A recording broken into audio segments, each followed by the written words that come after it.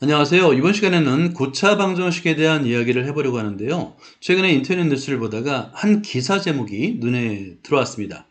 제목이 이렇습니다. 각자 도생 게임 대장동 4인방 대질 고차 방정식 수사라고 되어 있는데요. 보통의 경우 정치, 사회, 뉴스 제목에 수학 용어를 사용할 일은 거의 없거든요. 그런데 최근에 가장 이슈가 되고 있는 대장동 4인방 뉴스에 갑자기 고차 방정식이라는 수학 용어를 사용한 이유가 궁금해졌습니다. 그래서 곰곰이 한번 생각해 봤는데요. 이유는 알겠더라고요. 왜 그러냐면 이 대장동 4인방 전국적으로 핫 이슈가 되고 있는 이 사건의 본질이 사실은 밝혀내기 좀 어렵지 않을까라는 의미를 좀 전달하고 싶었나 봐요. 그러다 보니까 수학을 생각하는 대부분 사람들이 어렵다라고 느끼는 것 중에 하나가 바로 고차 방정식이거든요. 고차 방정식의 정의는 3차 이상의 방정식을 말합니다.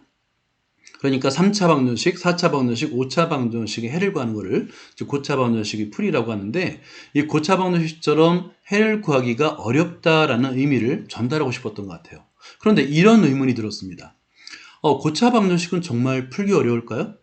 고차 방정식 해를 구하는 것이 정말 어려울까? 꼭 그렇지는 않습니다. 아마 고등학교 때 수학 공부를 좀 했던 분들은 아마 조립제법이라는 것도 기억날 거고요. 여러 가지 고차 방정식을 풀기 위한 그런 방법이 떠오를 건데요. 여기서 한 가지 힌트를 한번 얻었습니다. 고차 방정식 중에서 뉴스의 제목에는 대장동 4인방이라고 되어 있습니다. 그러니까 이 방정식은 고차 방정식이지만 해의 개수가 4개인 걸 알 수 있는 거예요. 그러다 보니까 정확하게는 고차 방정식 중에서 4차 방정식의 해를 구하는 문제라는 걸 알 수 있는 거죠. 그러면 4차 방정식 해를 구하는 것이 정말 어려울까요? 한번 차례대로 1차 방정식부터 보죠. 아마 1차 방정식 해를 구하는 것은 대부분의 수학을 그렇게 좋아하지 않았던 분들도 해결이 가능할 겁니다. 1차 방정식은 ax 플러스 b 이퀄 0꼴인데요. 이때 무조건 최고차항 a는 0이 아닙니다. 이때 x를 구하면 되는데 방법은 먼저 상수항을 이항하고 양변을 a로 나눠주면 x의 값은 마이너스 a분의 b가 돼서 매우 쉽게 그 해를 구할 수 있습니다. 자, 2차 방정식으로 넘어가면 약간 복잡해집니다. 2차 방정식은 ax의 제곱 플러스 bx 플러스 c 이퀄 제로가 되는데, 근데 2차 방정식은 걱정할 게 없는 게 수학을 공부했던 대부분의 일반인들이 가장 기억에 남는 공식이 하나 있는데요. 바로 그게 근해 공식입니다. 근해 공식이라 하면 일반적으로 2차 방정식의 해를 구하는 공식을 근해 공식이라고 부르는데요. x의 값은 2a분의 마이너스 b 플러스 마이너스 루트 b의 제곱 마이너스 4ac라고 해서 x의 제곱의 개수 a, x의 개수 b, 상수항 c를 그대로 대입하면 해를 구할 수가 있는 공식입니다. 굉장히 편리하죠. 그러니까 2차 방정식까지는 누구나 다 해결할 수 있는 거예요. 그런데 3차 방정식부터는 이야기가 달라집니다. 여기서부터 고차 방정식인데요. 일단 분명히 3개의 해는 존재합니다.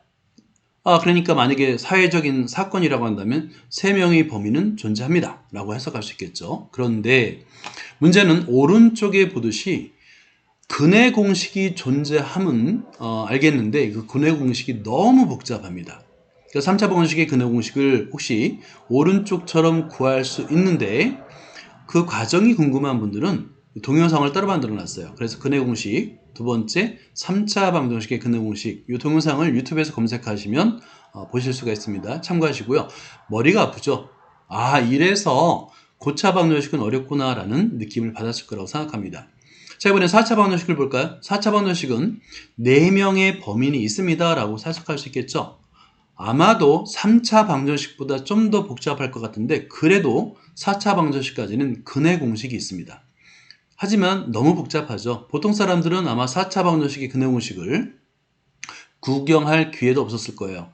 왜냐하면 고등 수학에서 고등 이과 과정에서도 4차 방정식의 근해 공식을 유도할 일은 없습니다. 대학교 가서나 수학과 아니면 자연계열 쪽에서 이걸 한번 시범 삼아서 해보긴 할 겁니다. 근데 굉장히 복잡하죠.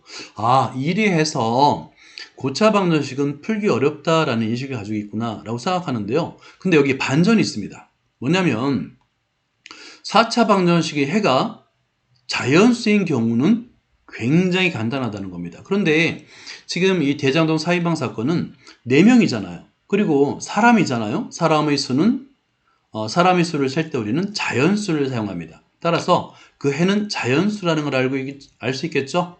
따라서 해가 자연수인 4차 방정식의 해가 자연수인 4차 방정식에 해당되는데 이때는 매우 쉽게 해결할 수가 있습니다. 자, 해가 4개인 해가 자연수인 4차 방정식을 일반형을 x의 4제곱 더하기 ax의 세제곱 더하기 bx의 제곱 더하기 cx 더하기 d 이퀄 0. 일단은 보기만 하면 복잡해 보이는데 별거 아닙니다. 근데 이때 접근 방법이 완전히 달라집니다. 근의 공식이 아니라 근과 계수와의 관계를 이용해서 아주 쉽게 구할 수 있습니다. 자, 방금 전에 설명해 드렸듯이 4차 방정식의 일반형을 4개의 1차식의 곱으로 표현할 수 있는데요. 예를 들어서 이 4차 방정식의 해가 자연수라는 것도 알고 있고 4개라는 것도 알고 있잖아요. 그러면 그 각각을 알파, 베타, 감마, 델타라고 예상할 수 있겠죠. 그렇게 되면 이 4차 다항식은 4개의 1차식의 곱, 즉 x-알파, x-베타, x-감마, x-델타의 곱으로 표현할 수 있겠죠. 그죠? 자, 그렇다면 위의 변, 아래 변을 이 아래 식과 위의 식은 서로 같다. 이퀄이잖아요. 그러니까 근과 계수의 관계의 성질에 의해서 계수가 서로 같은 거예요. 그러니까 얘를 아래에 있는 4개의 x-알파 곱하기 x-베타, x-감마, x-델타의 곱을 쭉 전개하는 겁니다. 그래서 내림차순으로 전개하게 되면 계수가 같게 됩니다. 근데 여기서는 이 문제를 해결하기 위해서는 다른 항은 볼 필요가 없어요. D만 보면 됩니다. 상수항만 보면 돼요. 그러면 모두 전개해서 상수항을 보면 위의 식에서 상수항 D, 아래 식의 전개식에서 상수항은 알파, 베타, 감마, 델타의 곱이죠. 그죠? 이 얘기는 뭐냐면 D의 약수가 자연수인데 그 약수를 구하면 알파, 베타, 감마, 델타를 모두 구할 수 있다는 거예요. 그죠? 근의 공식이 아니라 근과 계수의 관계를 사용하면 D의 값을 이용해서 D의 값이 4개의 해의 곱이기 때문에 알파, 베타, 감마, 델타라는 4개의 해를 매우 쉽게 구할 수가 있게 됩니다. 구하지 못해도 예상할 수는 있겠죠? 따라서 여기서 D라는 것은 뭐냐면 자꾸 4인방의 이야기, 그러니까 자기가 유리하도록 꾸민 이야기 있지 않습니까? 녹취록이든 뭐든 이야기를 자꾸 추적하려고 하면 안 돼요. 그 이야기는 다 변질된 거잖아요. 그건 바로 근의 공식을 도입하자는 건데 아니잖아요. 계수가 자연수잖아요. 이럴 때는 그 사람들의 이야기가 아니라 그 사람들이 가지고 있는 계자를 추적하면 됩니다. 이게 바로 자연수라는 상지를 이용해서 이해하면 아주 쉽게 계자 추적을 이용해서 그 사람들의 본질, 그 사람들이 어떤 일을 했는지를 다 할 수 있는 거예요. 그래서 계자 추적하면 이 뒤에 악수를 다 구할 수 있겠죠. 그래서 알파가 뭔지, 베타가 뭔지, 감마가 뭔지, 델타가 뭔지를 다 구할 수 있는 거예요. 그래서 중요한 것은 그 사람들의 이야기가 아니라 변질된 이야기가 아니라 그 사람들이 가지고 있던 또는 현재 가지고 있는 계좌를 추적하면 된다는 이야기입니다. 사실은 대장동 4인방 공식은 4인방은 대단히 간단한 4차 방정식이라고 할 수가 있던 거였습니다.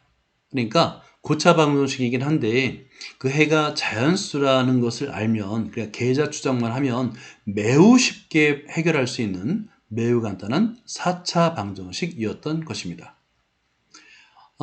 부디 부탁하건대 빠르고 정확하게 4개의 해, 4명의 범인을 정확하게 잡아주시기 바랍니다.